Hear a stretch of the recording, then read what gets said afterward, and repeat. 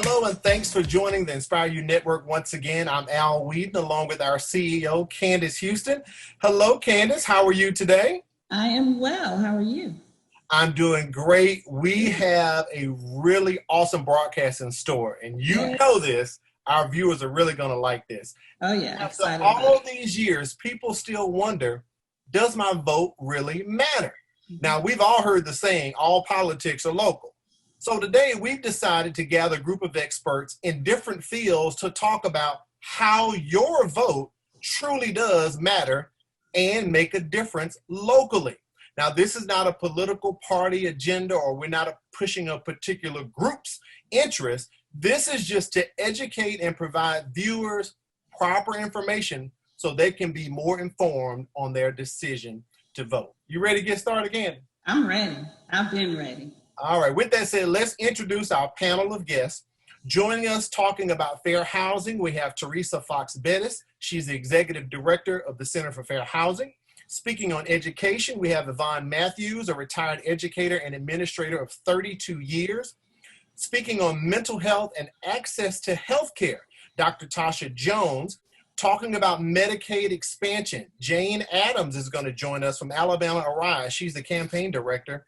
The judicial system, we know that's a real hot button issue right now. So we even listed Mr. Marcus Fox, attorney at law representing the Fox Law Firm, and police and community relations. That is all over the social media news and everywhere. So we have Damian Marks Sr., who represents District 3 for the city of Mobile with the Police Citizens Advisory Council. So let's dive right into it. Let's talk about fair housing. We know that we're in a coronavirus and there's a lot of things going on with COVID-19.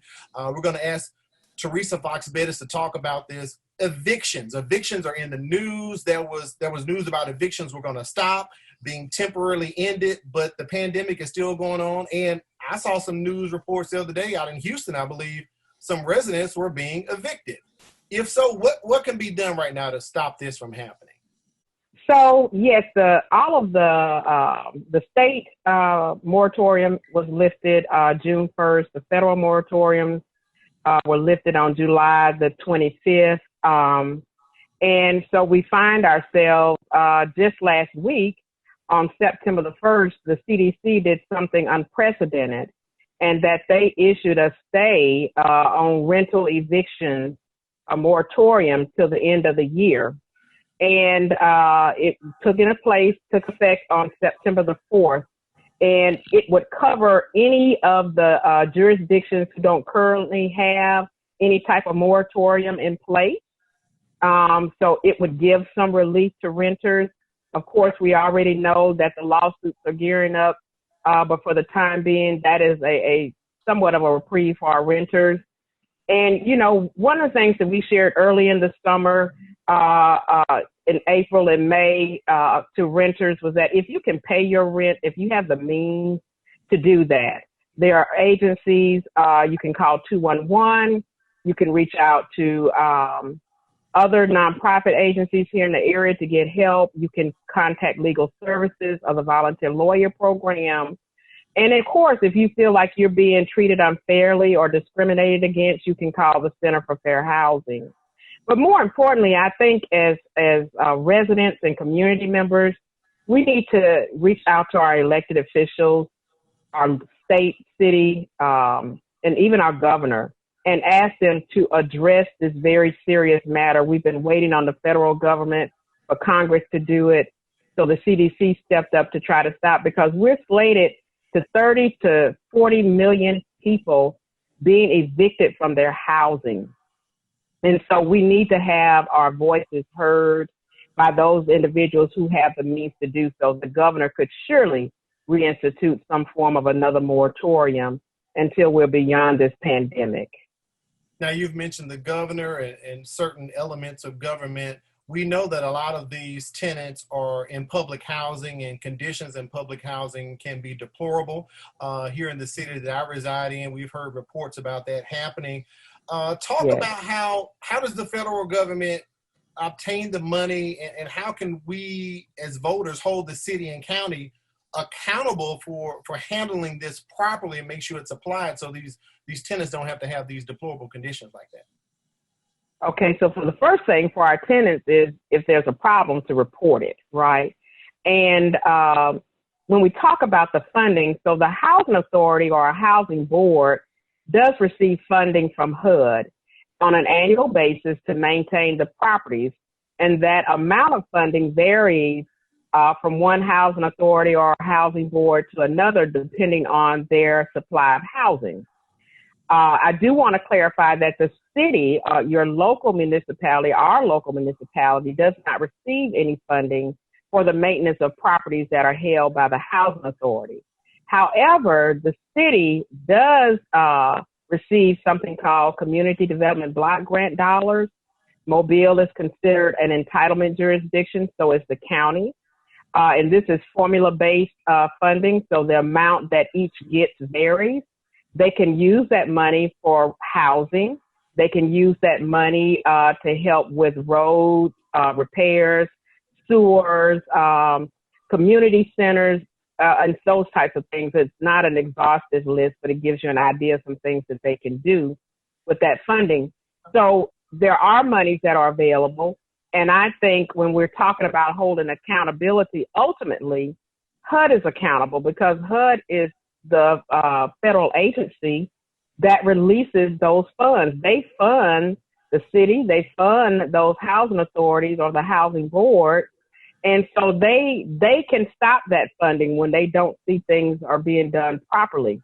But also as the participants in those programs offered by your public housing entities, and as well as us as everyday citizens and residents, we need to understand what is required of those funds that are released.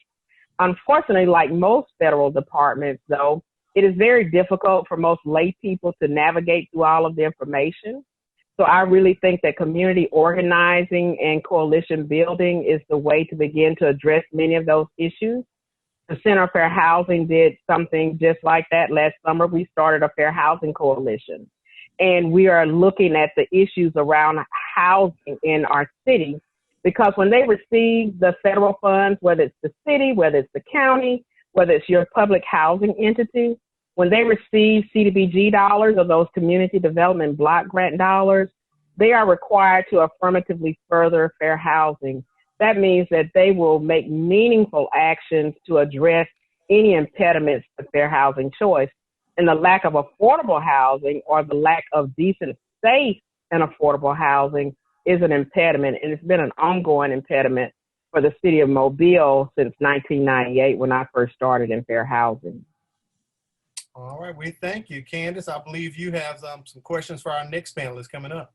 I do. Thank you so much, Ms. Bettis. So let's You're welcome. Education. And I know that this is a part that's important to everyone. I mean, I have children in school. I have a grandson that's going to be coming up. So we're going to talk to Ms. Matthews. And the first question that I have is based on civic duty or involvement or productive citizenship.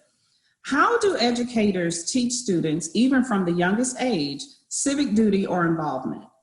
In education, we have to make sure that we make sure that we include in our curriculum these things that will help our kids. We're very intentional, even as having what you call student government associations, fair play when they're doing things, or make sure things are equitable across. It may not always be fair, but it is equitable, that everybody has an equal chance to do things. So we make certain of that to set up, when you see kids making their posters to run for the treasurer, or run for the class representative or whatever, and to teach them about the history, about how things have happened sort of over and over when we don't do things correctly. So we have to teach them the history of that. This happened when this happened. So why did it happen? Look at the root issues of those things. So educators, even from the youngest age, for us, they do it all the time. Being in line, don't skip in line. Just responsible. Don't throw paper on the ground. If you trash, you're not a responsible citizen if you litter. So we have to reiterate these things. All things are not acceptable. Sometimes we try to make it where everything is right. Everything can't be right. So we have to teach responsibility and teach and make sure that it is included in our curriculum and it's done very across all the subject matters. So it doesn't matter. It's just not up to the social studies teacher to teach that. It's everybody. It's the music teacher. It's the cafeteria worker, where we all work together within that school system. So it's very important that we are intentional to bring up responsible. And I'm telling you, educators, you can pick out ones who are not going to be sort of successful. So you have to make sure that you target them so they will be successful, because they will show signs early on that they're going the wrong way. And we can't use their home life or what's going on at home as an excuse. We teach them the best way that we can within that 7.5 hours a day. We generally have more contact with the kids than their parents. So we can really shape and mold them into the citizens, productive citizens that they need to be. And they can make conscious decisions based on a really good foundation. Not anything, not a fallacy, not what they see on a video. Really give them a good foundation. Mm-hmm.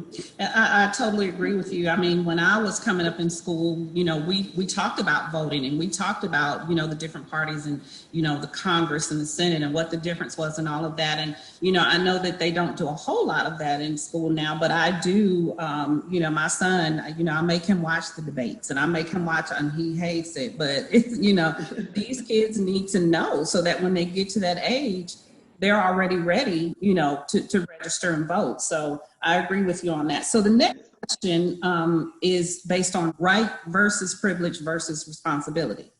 How do we differentiate right versus privilege versus responsibility? And how do educators facilitate learning for this differentiating process? Well, they have to make sure that they understand what is a right. When you are born in the United States, you're supposed to have a certain set of rights, and we teach those things. I was thinking about this very deeply. So like when we're born and come into the world, they immediately give us a birth certificate and a social security card. So to say that certain things are going to follow you, that you have the right. And since we're talking about voting, if I can throw this in, that should be like part of the rights. So you wouldn't necessarily have to register to vote. When you were born, you already had that right. The only thing you have to register is your address, where you live, so you can take care of those things within your community. So that's a right. It should be a right that you have. Now, when you get a right, you have to be responsible with that right. Okay? So, yeah, I have a right to play my music at my house, but if it gets so loud that it disturbs my neighbors, then I must be responsible and not let my right leak over into messing with somebody else's rights. So we have rights. We have to be responsible. But with voting, the way it is now, it shouldn't be so much. We think of it as a privilege because so many people died for the right. And we really shouldn't be, in 2020, we really shouldn't be going through this, thinking about what is our right and making it a privilege, because we were born, we were given a social security card. It's all a part of the package. But it is a privilege because so many people laid down their lives, so many people did so many things, use their resources, their time. And when we just throw that to the side and treat it like it's nothing, but it's almost been like when you give a child too much, they don't appreciate it. We've got to go back to teach the appreciation, to know that it is a privilege, although it is our right. It's a privilege because so much has been done. And if we can get all this in sync with our rights, our privileges, and our responsibilities, we can get this going in a better circle of things, a cycle. So not a bad cycle. You know, you've seen dysfunction. We're in dysfunction. We should not be in dysfunction. We need this to function correctly. So when we educate, we need to learn about the different parts of the government and all of that. We need to learn that, but also we learn by doing. Social studies teachers should have it in part of their curriculum that once you get to be a certain age, that you go through the process of registering to vote. That becomes one of your lessons. It's written in. Then you can go through, they go vote. Bring back your voting stick and write an essay to describe the voting process. We need to be very intentional about that. We do it, a lot of parents take their kids to the polls with them to see them vote. They also let them look at the ballot and point to the name where they vote for them to see the process. So it starts from very young, but I'm telling you, once they get to high school, we don't need to be nilly vanilla or just so loosey-goosey about it.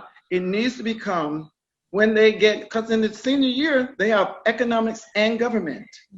It should be where they register to vote, if it's not against their religious beliefs, to vote, and register, make it that, and then have them go through the process, have them to write an essay about it to explain to them and the whys and why not, because we know a lot of people don't feel that their one vote counts, but we can show them examples where 1, 2, 3, 4 votes counted. Right. And we can show them and try to explain to them, which a lot of us still haven't grasped, the electoral college. You know, but that's a horse of a different color. But we do need to get out and vote. It is important, and we have to be intentional as educators and not sit by the wayside and wait. Thank you. Very well said. Back to you, Al. And I don't want viewers to think I was laughing at what Ms. Matthews was talking about, but I grew up not being taken to the polls, but my father was a poll inspector and my mother worked the polls. So I know the votes count because as a little boy, I would call out the numbers from the tally sheet. So when I tell you each vote counts, it may be digital now, but I remember a day when we actually pulled a piece of paper out of the machine and we would call out each candidate's number of votes. So you're right, Ms. Matthews, take your kids to the polling place with you. It really makes a difference. We talked about housing, we've talked about education, and if you keep watching, you're going to see how all of this is going to come together. You grow up and you eat and then you go get educated, but sometimes things happen to us, not just physically, but mentally. Right now, talking with us, Dr. Tasha Jones, mental health and access to healthcare is what she's going to speak about. And not only in all areas, but in specific areas, we know that mental health can be big on certain communities. Let's talk about the impact of the lack of access to mental health services, particularly for minorities. I'm not going to say anything against what's going on, but I know in this state, just recently, they approved some prisons to be built, and we all know that there aren't any state mental hospitals in existence right now. How does this affect, especially by the minorities, and the effect on our economy with the lack of access to mental health care?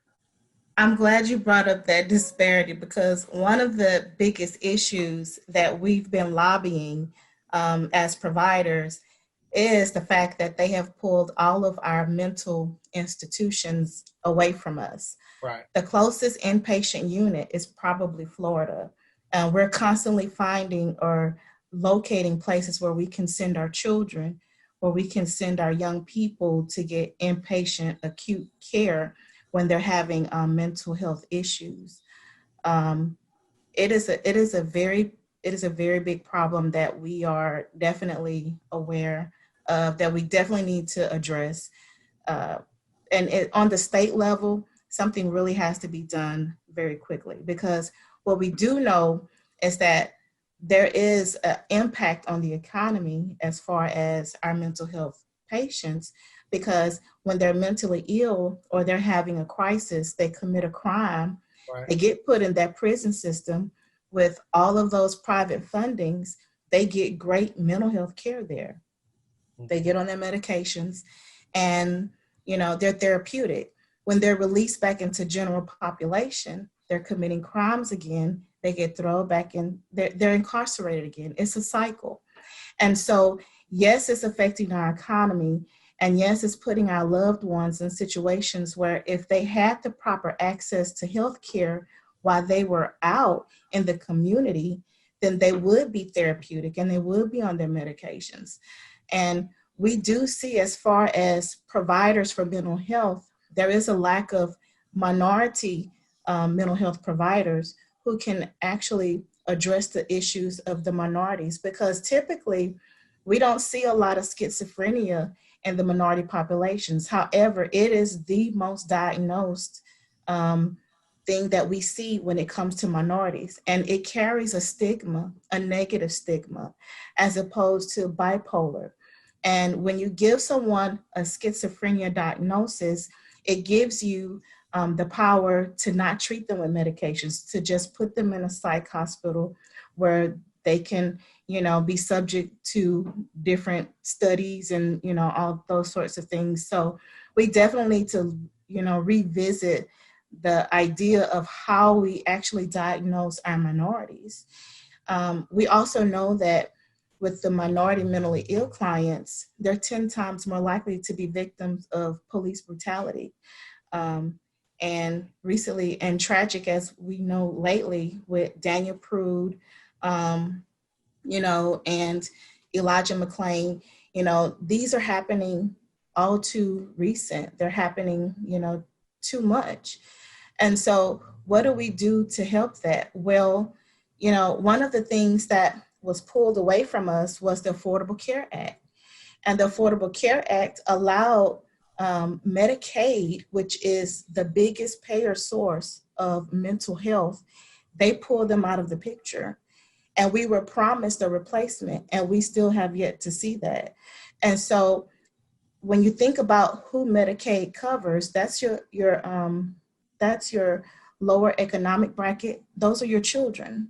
And these are our most vulnerable populations. So it is imperative for us to, get a hold of what we need to do for our state, for our people, for our community, because actually mental health is, everyone needs good mental health. We all need mental health. And even if our physical body is in good shape, if mentally we're not in good shape, it's still going to affect the rest of us, the rest of our body. So, in perspective with that, it is very detrimental if we do not vote, if we do not understand what policies will affect us.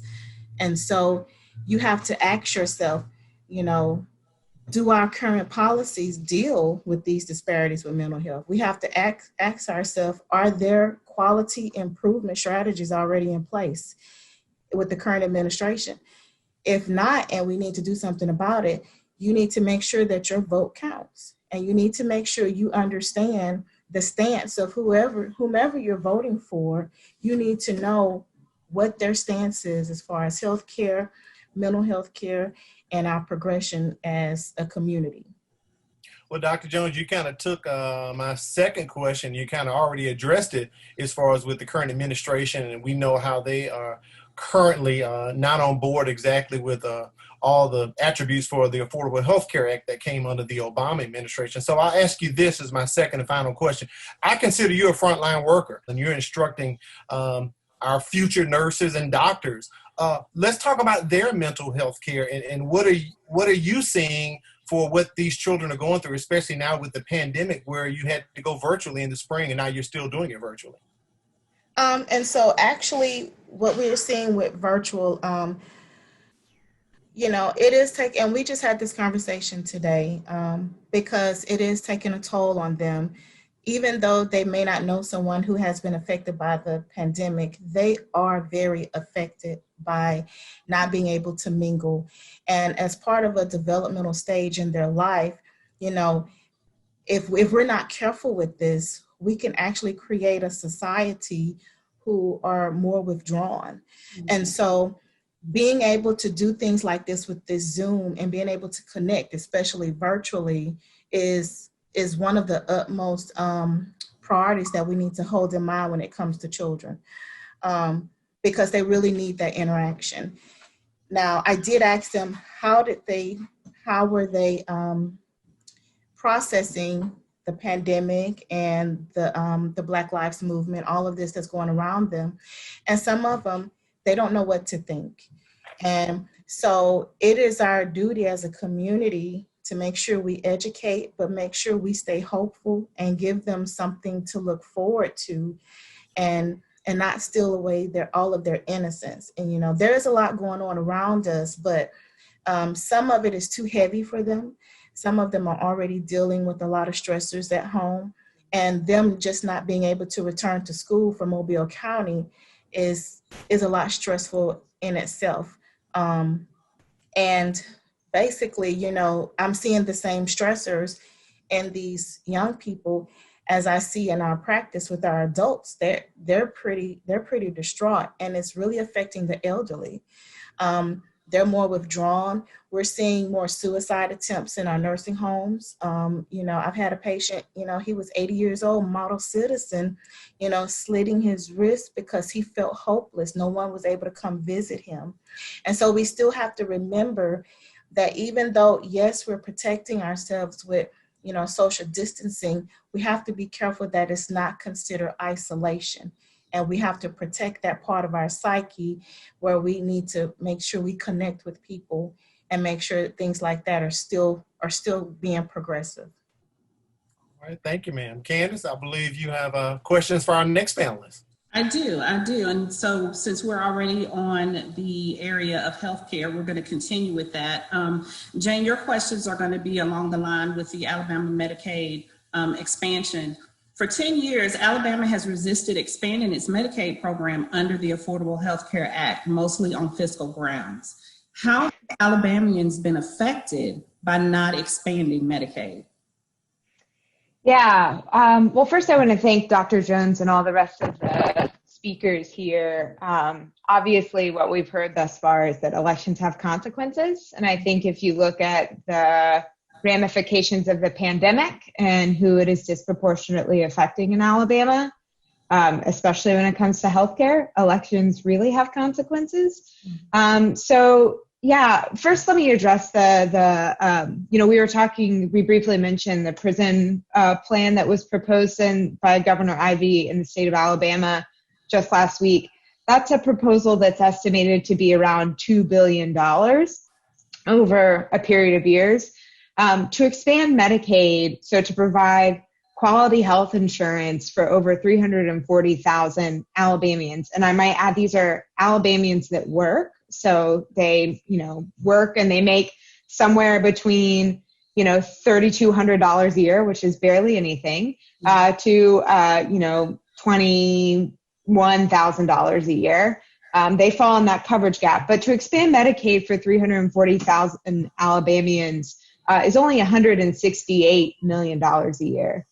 So I'm not quite good at math, but $2 billion for 3 prisons compared with $168 million with an M million dollars for healthcare coverage for 340,000 Alabamians. Clearly, I grew up in a household that says where you spend your money is a statement of your values, and it's been clear for a long time that leadership in Alabama has not been valuing healthcare coverage. And we've seen the ramifications of that, of not expanding Medicaid. We are one of only 14 states that haven't expanded Medicaid. And if you look, no surprise, they're predominantly in the South, like the majority of them are in the South. Alabama has one of the highest infant mortality rates of babies that are dying, maternal mortality rate. I gave birth in January, and I was fortunate to have health insurance coverage. In Alabama, a mom on Medicaid gets kicked off of her health insurance 60 days postpartum, which is just 2 months. Your baby's only 2 months old, which is wild. That's just absolutely wild, which is why we see these high maternal mortality rates. We've had 14 hospitals close in the state, predominantly, mostly rural hospitals. That's not just your access to your primary care physician in your emergency room in case your appendix bursts, but that's jobs. Oftentimes these hospitals are the largest job creators in these rural counties. So those jobs are sucked up and going away. And we've lost billions with a B, dollars in revenue. The healthcare industry for a long time has been the fastest growing industry in the United States. And that's true in Alabama as well. And if you look at the states that have expanded Medicaid, they have seen a huge return on investment. Not only are their citizens more healthy, their poverty rates have declined, their food insecurity rates have declined, their incomes have gone up, their communities are more safe, We were talking about mental health access earlier. You look at, like police stops and the police being called for a mental health situation. That goes down drastically when people are able to be treated, because they have access to health insurance and access to medication and therapy. It doesn't make any sense to me at all why we haven't expanded Medicaid, except for what I said at the very beginning, which is where you spend your money is a statement of your values, and elections have consequences. So not having Medicaid expansion has been devastating to the state of Alabama. It's been devastating to our economy. It's been devastating to our rural community. And most importantly, it's been devastating to hard-working families who work day in and day out, don't get health insurance, are waiting our tables, are working at our child care centers, are these quote-unquote essential workers that have been, scratching to get by and have gone without getting a mammogram or a checkup, for 10, 20, 30 years, which is just unjust. So, yeah. Okay. So you've given us a few of the benefits. What? Yeah. No, that's okay, because that was the second question. What would you say would be the biggest benefit of having this Medicaid expansion? Well, healthcare is, whether you agree with it or not, healthcare is attached to the economy. So not only is I'm a person of faith, so literally lives being saved by having access to Medicaid expansion, those 400,000 or so Alabamians getting access to Medicaid expansion. That would be number one. So just lives being saved, people being able to get cancer treatments and diagnoses and stuff like that. But number two would be the economy. Right now, every Alabamian, everyone here, and everyone that's watching this that's from Alabama, you pay federal taxes, right? You get money taken out of your paycheck. Well, right now, you're paying taxes for other states that have Medicaid expansion. We're paying taxes for Arkansas's Medicaid expansion, right? So we need to bring our tax dollars back home. We're already paying for it. We're already paying for Medicaid expansion. We need to bring those tax dollars back home, invest them in our rural hospitals, invest them in our local doctors and nurses, invest them in mental health services, and we do that through Medicaid expansion. Thank you, Jane. Yeah, thank you. Yeah.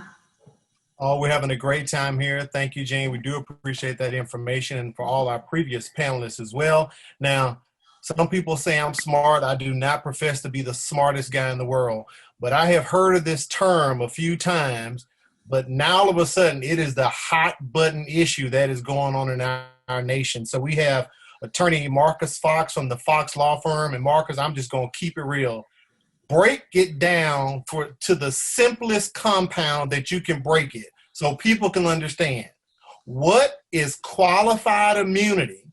And do you believe qualified immunity should end for all police, or should it continue case by case? So first of all, again, thanks for the invitation to the panel and everyone here that's contributing as well.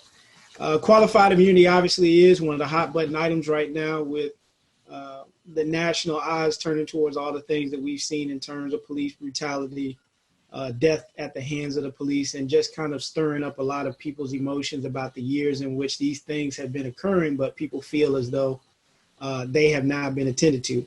Mm-hmm. Part of the emotion that surrounds it is that there is a legal construct called qualified immunity, which was originally designed to protect government entities from an onslaught or frivolous lawsuits. But when it comes to analyzing police brutality and interactions between police, which goes directly to, do they establish a violation of someone's constitutional rights? Well, that could be anything. It could be search and seizure. It could be seizure of your person. It could be your life and liberty as well. It could also be your property, seizure of property. There are things that are involved. Qualified immunity, unfortunately, is something that occurs from the very outset of a case. Even before you engage in discovery, even before the case even proceeds beyond like the initial stage to even go into trial. That means a court can make a decision in the very beginning as to whether or not you even have a chance to try your case. And so the analysis is generally, One, is there something that prevents someone from an exercise of one of those constitutional rights? The second would be, is the person who is acting entitled to what they call qualified immunity or this preliminary protection, okay? And then next, the question would be, is the right that the person is claiming, is my right something that would be specifically or clearly explained by some law or some case that's already happened? And the last thing would be, does the court, not a jury, not your peers, none of that, does the court get an opportunity to analyze whether they think that, and looking at your specific case, that if there were a reasonable officer, not necessarily the one involved, but would a reasonable officer or actor, any government actor in that regard, have acted in that way, or did they act with good faith, regardless of the outcome? Did they act with good faith, or would some other reasonable officer have possibly done the same thing? The reason why this is a question now is because obviously you can see that at the very outset, so many cases are being eliminated on a standard that really does not rise to the level that everyone else is judged on, okay? Meaning if something happens in a criminal context, we don't answer the question of whether or not you started out your day in a good intention or with good faith. We don't answer the question of whether or not when you showed up at a place, you didn't intend to do something when you showed up. The question of intent in the criminal context is formed in an instant. But when we shift to qualified immunity, as you can see, there are so many different levels of analysis, most of which don't actually apply to the specific case. So the argument between the government actors right now is, do we take away the ability for you to take one officer's actions and enclose those in this reasonable officer standard, or do we take that away and say we're going to view each individual officer's actions on the merit and the analysis of the facts at hand? And then second, we take away the question of whether or not there's some specific case. Why is that important? Well, that says, well, we've never actually had a case where a guy had to use a chokehold from the left side versus the right side. And so if we were to analyze the chokehold in this regard, we don't necessarily have a clear law established that in the midst of some kind of an altercation, he approached him from this side versus this side. And as a result, this kind of a medical outcome occurred. And as a result, we think a reasonable officer would have tried to do this, but we don't have a clearly established right that prevents you from having that chokehold applied. And as a result, you don't even get to send it to a jury. We just get rid of the case out front. So qualified immunity as it is right now, and to speak to some of the things that we spoke about, I think Ms. Adams stated earlier that elections do have consequences. The president does not come to an office alone, any president. And it has been noted, I think, to some degree, that president carries with him a political platform that is an ideology for all the people that accompany him into that administration. This president has been noted as appointing over 100, I think it's close to 150 federal judges right now who serve at a time of what they call good behavior. We call that serving for life. Basically, that means you either resign, die, or get removed. But other than that, you are there. And as much as we like to believe that the people in the robe are as blind as the Lady of Justice, they come there with that appointment and that confirmation from the Senate, who are also people that share in the ideology of the president or the administration that comes in. Well, anyone who's just a voter can understand why that might apply to the local court system. When those presidential candidates make campaign rounds, who are they standing on the stage with? Local candidates, okay? And how does that trickle down to your courts? Well, of those 100 plus, I think it's close to 150 now, appointments, 0 African Americans have been appointed by the current administration. I think 70% are white males. There may have been one person of Latin descent appointed to the bench. And if they carry some ideology or even a lack of reference for certain things that would go into the exercise of their discretion for the laws or even the experiences that would contribute to their analysis of something like qualified immunity as to what is reasonable, the minute that those appointments and political ideologies and platforms come together, then you find yourself in a question as to how many lower courts are making decisions that eliminate valuable cases for people in our communities with respect to policing and other things. So that is somewhat of a snapshot of how qualified immunity works.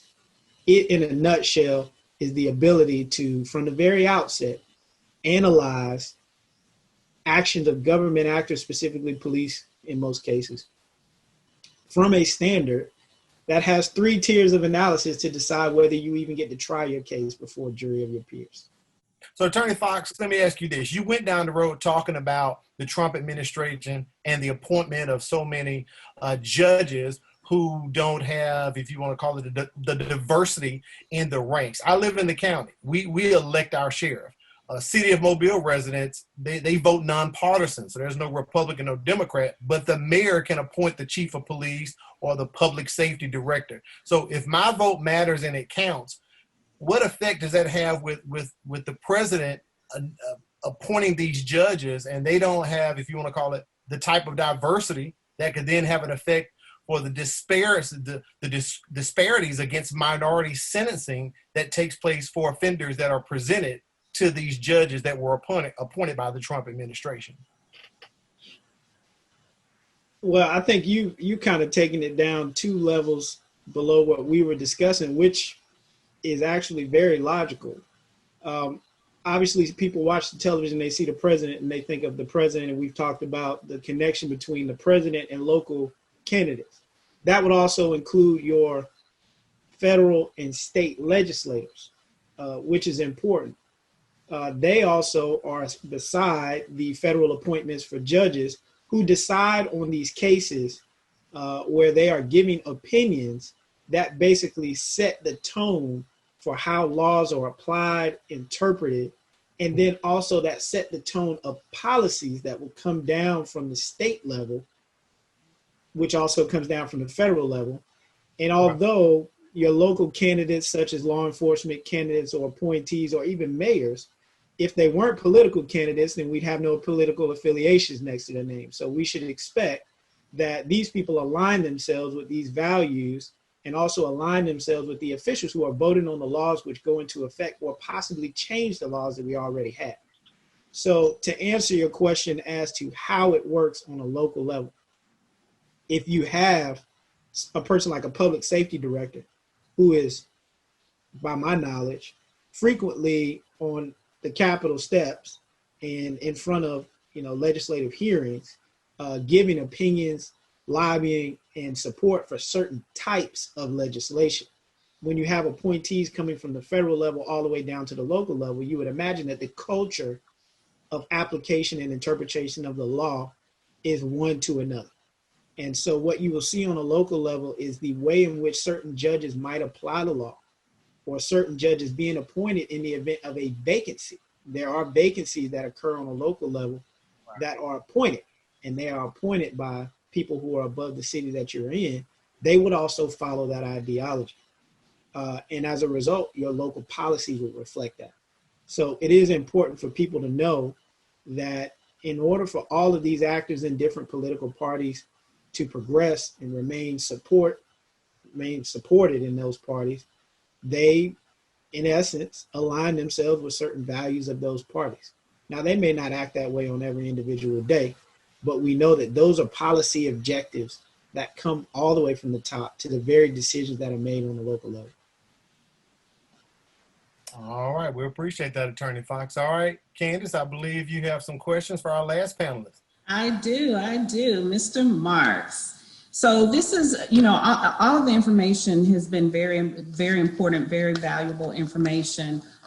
With everything that's going on now, with the police brutality, the Black Lives Matter movements and all of that, I want to say, because I know this gentleman, I'm very excited about his appointment to this committee, because I really feel like he's going to make a difference, the relations between police and community. So Damien, you had a couple of quotes for, in one of your Facebook posts, and I just took directly from those because I feel like, they need to be expounded on. One was, the advisory council will provide a platform where citizens can have oversight, transparency, and their voices and concerns heard. How important is it to elect leaders on the local level who will not only hear, but listen to these voices and take action? Oh, thanks everyone for having me today, and it's a pleasure to be here. Candace, great question. It's very important. I mean, you have to think about many of the things that's in place, like Marcus Fox said earlier, they affect our community. And so a lot of the things that we face every day, like police brutality, some of the things that's going on in our country, you face systematic racism, certain agendas that Marcus hit on, they affect our communities and the residents. So what we're trying to do from the advisory standpoint is trying to bridge the gap between the police and the community, because many of our members feel like their voices are going on deaf ears. And so what we're trying to do is find a way to have the views of the community reflected also with the officers, so they can kind of, find a way to communicate in a better way or format, if you would. Many times we find that some of these issues can be resolved if you can find that way to cater to the community and the police officer, because a lot of times the officer don't understand that community that he's policing, or the community don't understand that officer. So we have to find ways to, like I say, bridge that gap. And the important thing that we're doing is trying to also bring on transparency.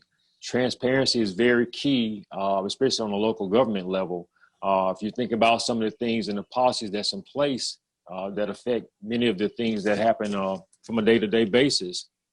Prime example, if you think about the Michael Moore case that happened here in Mobile, that case, they established a board and advisory board just like we have now. Well, that board was there temporarily. And I feel like that board should have stayed in place, and it could have assisted with some of the issues that we face today. And had that board remained in place, then you could have had a bridge build, if you would, with the community and the police.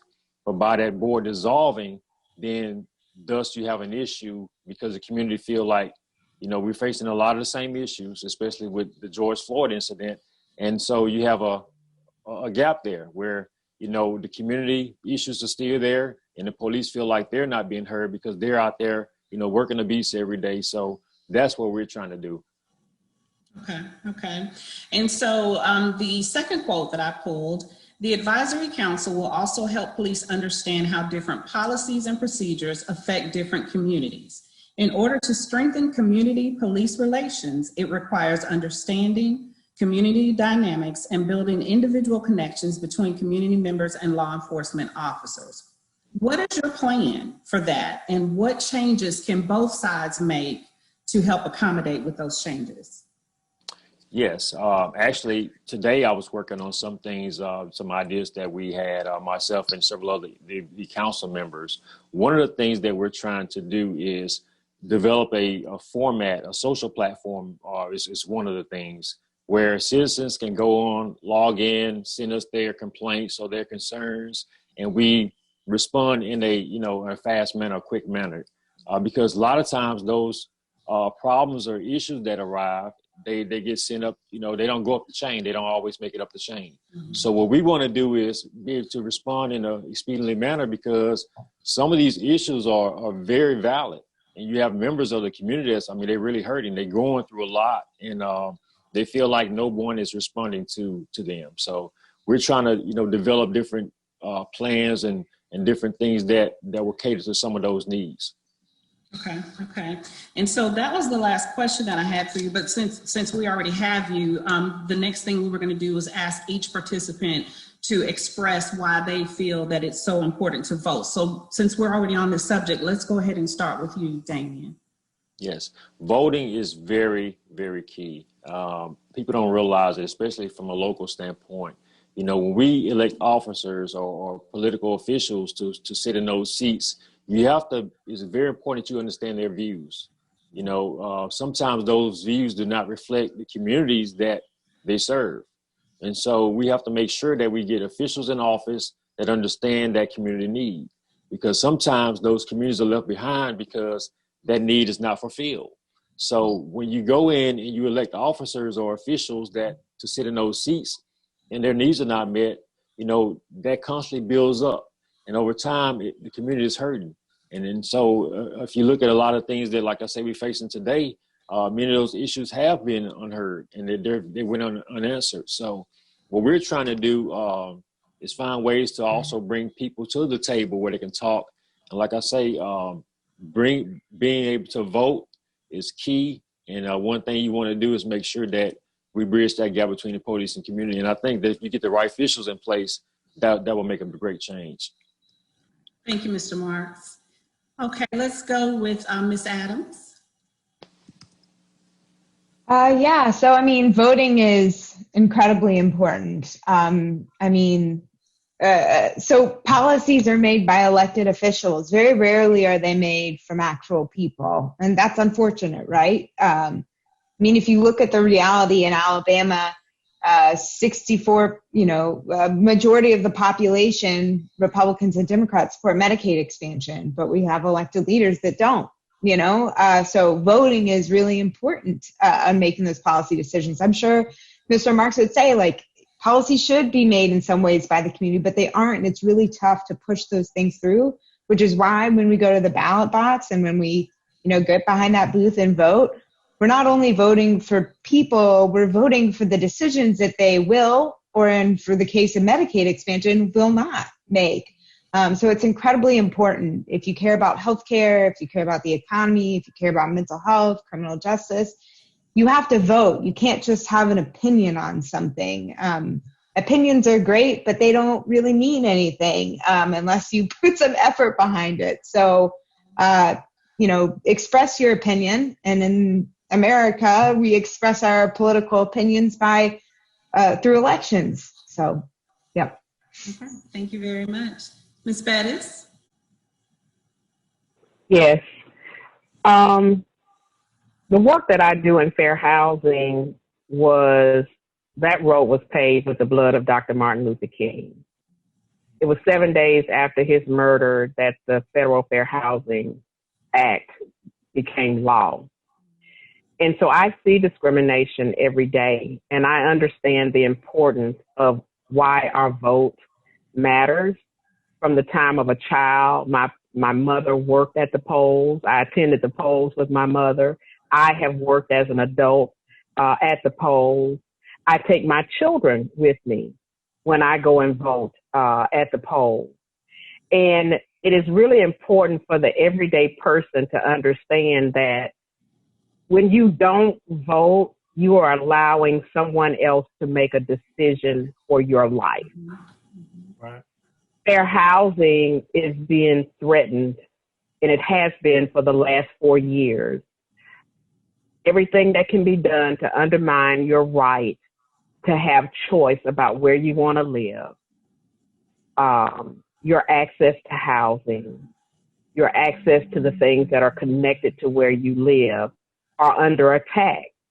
Little by little, they are undoing the fair housing laws. And before Dr. King was murdered, we as people of color, Black people, didn't have a choice about where we wanted to live. Although America is very much still segregated, Mobile is very much still segregated, we do have some laws that protect us as citizens and as individuals. Ms. Yvonne talked about the rights that we are born with. We get a social security number, right? Mm-hmm. We get a birth certificate, and we have a right to be able to vote. And I would just appeal that every person who has the ability to vote like their life depended on it, because it does. We are headed in the wrong direction in our country. And if we want to continue to be able to have a right, and Black people have to remember it's voted on every so many years that we can continue to vote. It's not a given right for us and a privilege for us. Congress at any time could decide that we no longer have the right to vote. So we must vote, and we must make sure that we are intelligent about who we vote for, because it impacts our everyday lives. Thank you. Thank you, and thank you for bringing out that very important point. Dr. Jones? I just wanted to address some of the issues why a lot of people say they don't vote. And one of the biggest things, besides inconvenience or my vote won't matter, is I don't really care about politics. And it's that type of apathetic, context is where they, give themselves permission to remove themselves from the whole voting, process, and I have to remind people that, politics is not the negative thing that you see every day. It's not looking at, any particular administration. Politics is how we actually get policies. And if you want things to change, you have to, lean on the people who can actually lobby and make these policies go forward. And like I mentioned before, we had a policy in place that would benefit our healthcare and address a lot of these disparities. And as it was taken away, we were promised to have a replacement, and we still haven't seen that. So it is of all of our best interests to take a part in this whole process and be a part of making the policies that will affect you, that will affect your grandparents, that will affect your children, wherever you are on the spectrum of life, it will affect you. And your voice does matter, and your vote, it can make change. And thank you for letting me be here. Thank you, Dr. Jones. Mr. Fox? I think Ms. Bettis noted that she said that you should vote as if your life depends on it. Unfortunately, in my profession, that is actually the truth. On many occasions, there are decisions being made that even just one decision by an elected person, or one policy, or one law, or one application of a law could ultimately change the course of a person's life. And that just happens on a daily basis. I think there are two things at play when you're dealing with the political system. Of course, there is favor, but there is also force. And I believe that, as we have seen, once the eyes of the nation have turned to certain situations, and it became apparent to certain people in positions of power that there were going to be consequences for actions that were made, different outcomes have occurred. Be that as it may have occurred in a few isolated incidents, but it's an important lesson for people to learn that not only is your vote an individual right, and I believe in the individual responsibility that you have no matter what your choice is, your vote is a collective watching agent that is at play in this nation. And as a result, the force of it is that when these elected officials or potential elected officials know that the turnout of these votes will dictate their ability to continue to participate in the system, we then affect change by our very presence in the process. If you look at the grand total of our population versus the numbers of people who actively vote and engage on both a national and a local level, you'll see there's a great disparity. But even when those numbers move in a small margin, we find that big things take place. And so it's important for us to understand that we have a power of enforcement, and that power of enforcement is the vote. And while they may not share your views, they may not share your values, as we've seen all the companies across the nation coming out making statements about social issues, I assure you, they don't care about Marcus Fox's personal views. They care about the fact that I spend money with them. And political actors and elected officials may not know me and may never sit down to dinner with me, but if they know the people in my community have an alignment around a certain number of issues, they know that we spend and we cast votes that will keep them in place. And they know that those eyes will be watching every time that they take whatever position they take. And just in closing, I can just tell you in my profession that a courtroom full of citizens watching the process take place, citizens interested in the outcome of a trial, definitely affects the way in which all people conduct themselves in the course of that trial. And that may be a sad commentary, but it's also a very powerful one. And so I would encourage other people to know that we do have the power to participate in the political mechanism that create favor, but we do have an individual responsibility and a right to exert force on the system. And we do that one person at a time, one community at a time, one state at a time in the voter box. Thank you, Mr. Fox. Al, do you have anything else before we close? I've enjoyed it. As I said from the outset, viewers, get ready because this was really going to be something special. So I want to thank all the panelists who came out this evening and gave of their time to share insight into these very, very serious matters. And yes, your vote does matter. Absolutely, absolutely. We've been pushing that on, every show that we put out. We talk about, register to vote and exercise your right to vote. It is so important. I want to thank everybody for participating. This has really been great. I also want to thank Zandra Thornton and Taquita Wynn for coming to the table with this idea and helping to put this great forum together. Viewers, thank you so much for watching. Thank you for your support. Please continue to follow us on Facebook, Instagram, and Twitter. And as always, we will see you soon.